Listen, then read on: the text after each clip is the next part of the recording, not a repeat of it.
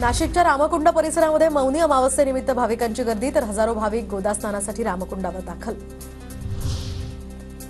तुळजाभवानी मंदिरामध्ये सुरू असलेल्या जतन आणि संवर्धनाच्या कामात पुरातत्व विभागाकडून मनमानी होत असल्याचा हा पुजाऱ्यांचा आरोप। तर 6 फेब्रुवारीला लाक्षणिक आंदोलनाचाही इशारा। तर मंदिराचं काम जलद गतीने करावं, मुख्यमंत्र्यांना निवेदन।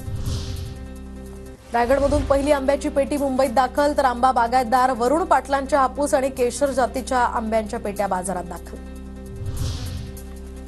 धान खरेदी केंद्राच्या मुदतीमध्ये 31 मार्चपर्यंत वाढ, तर अन्न आणि नागरी पुरवठा विभागाचे आदेश।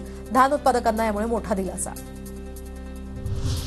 टोमॅटोची आवक वाढल्यामुळे मोठ्या प्रमाणात दर घसरले। नाशिक बाजार समितीतील टोमॅटोकडे आता शेतकऱ्यांची पाठ। टोमॅटोला प्रति किलो 8 ते 10 रुपयांचा दर।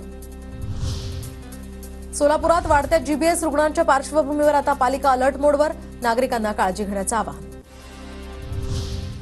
पाणी टंचाईच्या तक्रारी येत असल्यामुळे मनपा आयुक्तांचा ऍक्शन प्लॅन। पाणी चोरी टाळण्यासाठी आता सर्व विभागांमध्ये भरारी पथकांची या ठिकाणी स्थापना होणार।